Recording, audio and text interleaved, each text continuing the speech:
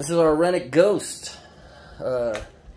Absolutely one of my favorite morphs in reticulated python.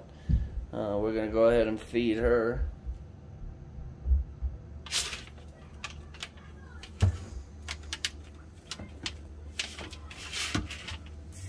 Awesome. Now this is a mainland, so she will get big, but we plan on breeding her to a pure low-cal super dwarf as soon as she gets of age. I cannot wait. I mean, look at that animal. It's so cool. That's why I put a lot of pictures of her on our Instagram. But there she is. Beauty. Just wanted to say thank you for tuning in. I really do appreciate it. It means a lot to me. I put a lot of work into this, and I just appreciate people watching it, you know, all 5 of you guys. Today I'm going to finish up talking about my experiences in the dwarf, super dwarf breeding community.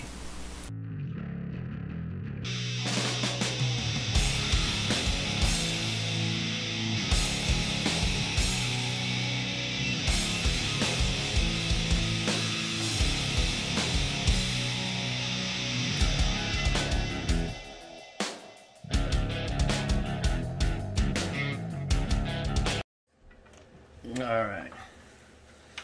So, sorry Freya, I'm not trying to be a jerk. So anyways, what happened was basically somebody accused me of lying about where I obtained an animal, and you know, basically accused me of lying. Now they were obviously wrong,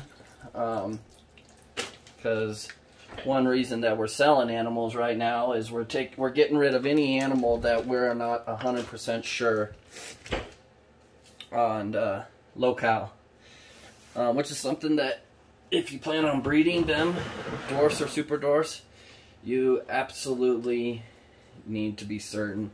I mean, that's just how this community is. You start saying shit like, well, that's how I bought it. They told me that. So and so said this. No, you need to be able to really prove it, you know. It can't just be, well, that's what he said, she said. That's what gets you into trouble. So just keep that in mind too, and make sure you're certain before you start throwing around accusations. You don't want to look like a jackass. So here's Freya. She's a pretty gal.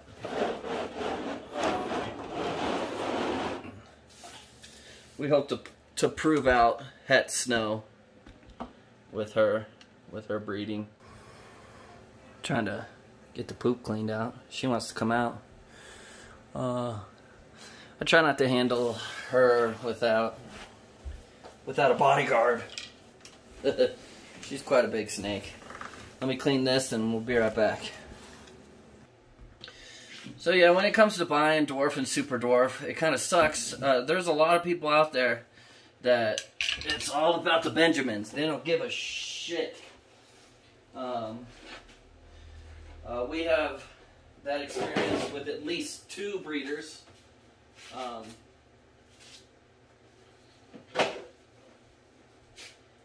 I think pet shops can be bad too. That happened to us. I mean, just verify the heritage if you're buying something from a pet shop, you know. But that has been my experience with my short time in this industry. So we also breed bugs.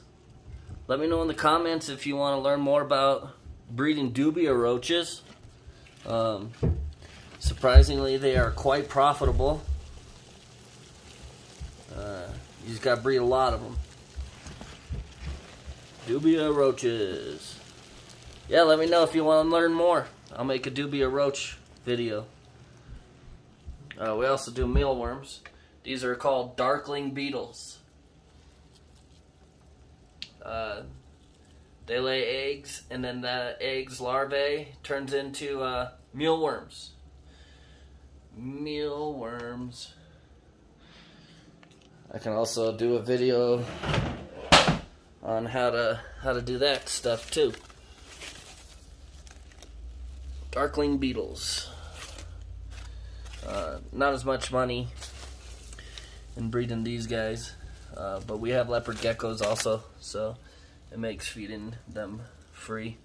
But leopard geckos love dubias, and they're way healthier for your insectivore reptiles. Yep, so let me know. So here she is. She's beauty. Yeah, I really like her. She's a good snake. Really well behaved. But she takes big poops. Big dookies.